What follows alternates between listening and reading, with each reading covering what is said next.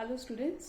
आज हम लोग दो ऐसे वर्ड्स के बारे में बात करने वाले हैं जो स्पोकन इंग्लिश में और रिटन इंग्लिश में बहुत फ्रिक्वेंटली यूज़ होते हैं।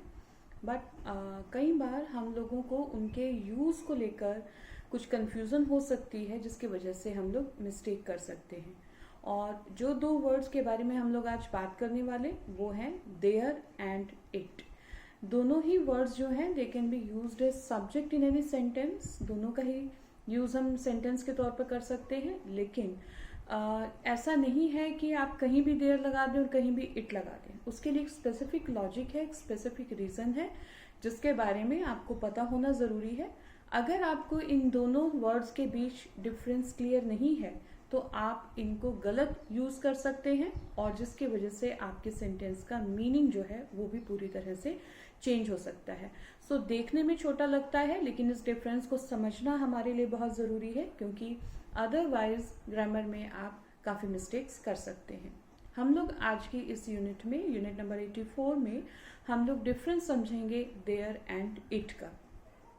इससे पहले कि मैं आपकी बुक्स में से आपको एग्जाम्पल्स लेके ये डिफरेंस समझाऊं, सबसे बेसिक चीज़ जो मैं पहले आपको क्लियर कर देना चाहूँगी वो ये कि इन दोनों के बीच में एक सबसे सिंपल और सबसे बड़ा जो डिफरेंस है उसे हम पहले समझ लें, क्योंकि अगर आपने वो डिफरेंस समझ लिया तो आई डोंट थिंक कि आपको कोई कंफ्यूजन रहेगी माइंड में। क्या डिफरेंस समझना है हमने? देखिए, देयर एंड इट, ये दो ऐसे वर्ड हैं जिनको हम लोग कहाँ इस्तेमाल करना है और कैसे करना है ये जानना हमारे लिए बहुत ज़रूरी है।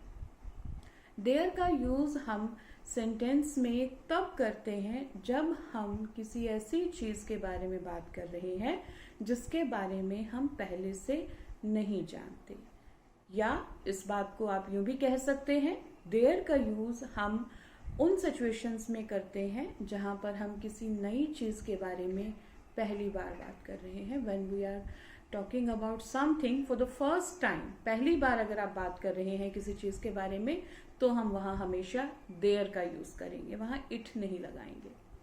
और अगर उसी चीज़ या किसी ऐसी चीज़ के बारे में हम बात कर रहे हैं जो स्पेसिफिक है, स्पेसिफिक मीन्स जिसके बारे में हम पहले से जानते हैं, जिसके बारे में हमें पहले से जानकारी है कि वो चीज़ एग्जिस्ट करती है, तो वहाँ पर हम हमेशा इट लगाएंगे, वहाँ हम देयर नहीं लगाएंगे।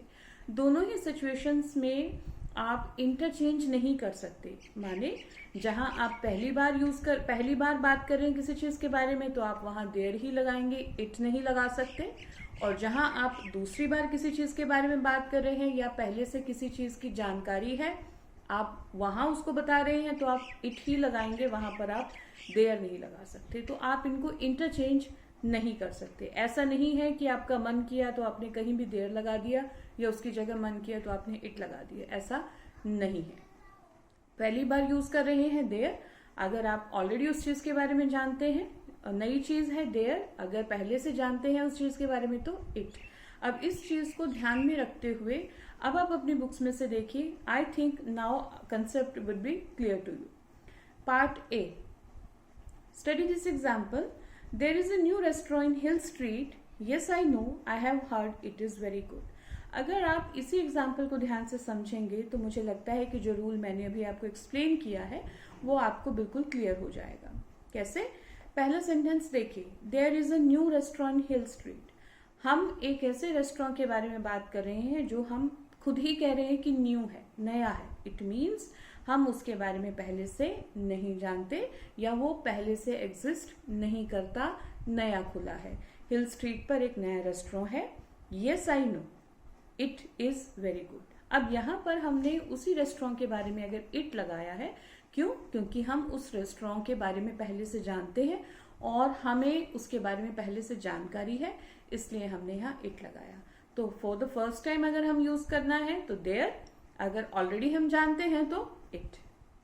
We use there when we talk about something for the first time to say that it exists. अगर कोई नई चीज है उसके बारे में हमें इंट्रोडक्शन देनी है तो हम there का यूज करेंगे। For example, I'm sorry I'm late. There was a lot of traffic. अब आप पहली बार बता रहे हैं कि ट्रैफिक था इसलिए आप लेट हुए, तो हमने there लगाया। It means a specific thing, place, fact, situation, etc. For example, we went to the new restaurant, it is very good. अब यहाँ पर आप इट का इस्तेमाल करते हैं जब आप किसी स्पेसिफिक जगह के बारे में, किसी स्पेसिफिक चीज़ के बारे में, किसी स्पेसिफिक सिचुएशन के बारे में बात कर रहे हैं, या यूं कहें कि जिसके बारे में आप पहले से जानते हैं, राइट?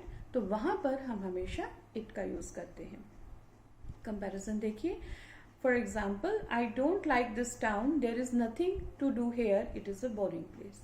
अब यहाँ पर अगेन आप जब पहली बार ये बता रहे हैं कि इस शहर में करने के लिए कुछ नहीं है तो हमने देयर लगाया, but when we are talking about that it is a boring place and you know about it already, तो हमने इट लगाया।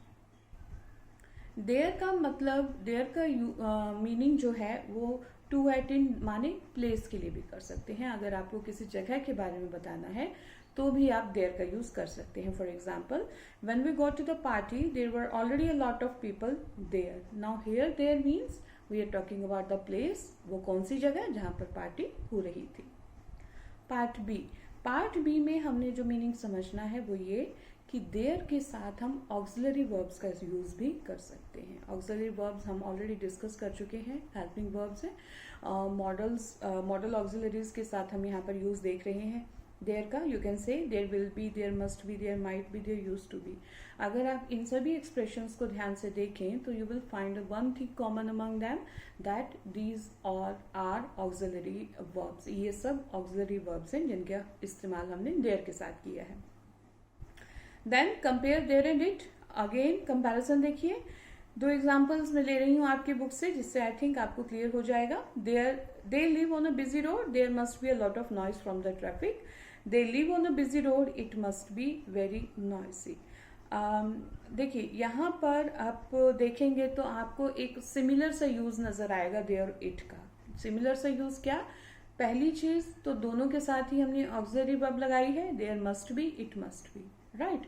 और अगर आप मीनिंग देखें तो मीनिंग भी सिमिलर सा है कि हम यहाँ पर नॉइज की बात कर रहे हैं या ट्रैफिक की बात कर रहे हैं, तो इस तरह से हम दोनों का यूज कर सकते हैं। You can also say there is sure, bound, likely to. इसके अलावा भी आप दोनों को बाउंड के साथ भी यूज कर सकते हैं। बाउंड वर्ब के साथ देर भी लग सकता है और इट भी लग सकता है। Part C, we also use it in sentences like it is dangerous to walk in the road. जब भी हम कोई ऐसी जनरल सी स्टेटमेंट देते हैं जहां पर हम किसी को वार्निंग दे रहे हैं या हम किसी को एडवाइस कर रहे हैं, वहां भी हम यूजुअली इट से उसकी शुरुआत करते हैं। हम ऐसे सेंटेंसेस में इट लगाते हैं। Some more examples are, it didn't take us long to get here, it is a shame that you can't come to the party, etc.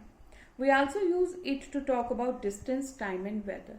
It का एक और यूज, जैसे हमने देयर का यूज पढ़ा था पार्ट ए में कि देयर का यूज हम प्लेस बताने के लिए करते हैं, वैसे ही इट का यूज हम करते हैं टाइम, डिस्टेंस एंड वेदर बताने के लिए। For example, how far is it from here to the airport. यहाँ पर हम डिस्टेंस की बात कर रहे हैं, इट लगाया है। What day is it today, time की बात कर रहे हैं। इट वॉज विंडी यस्टरडे, यहाँ हम इट का यूज करके वेदर की इंफॉर्मेशन देने की कोशिश कर रहे हैं। सो इन दिस यूनिट जो बेसिक हमने डिफरेंस समझना है देयर और इट का, वो यही। For the first time, if we are talking about something we use there, if we are talking about something that already exist and we know about it, then we use it, पहली चीज। दूसरा, there का use हम place बताने के लिए करते हैं और इट का यूज हम करते हैं टाइम, डिस्टेंस और वेदर बताने के लिए। इसके अलावा ऑक्सिलरीज के साथ दोनों इस्तेमाल होते हैं, दोनों के साथ आप ऑक्सिलरी वर्ब्स लगा सकते हैं। और दोनों का जो बाउंड है, श्योर है, इन दोनों वर्ब्स के साथ भी, बाउंड के साथ भी आप देयर और इट का यूज कर सकते हैं। आई थिंक एक बार आप इसको खुद से रीड करेंगे तो आपको और क्लैरिटी हो जाएगी। But in any case you feel that it is a little bit confusing for you people, तो please let me know, we will discuss it again. Thank you.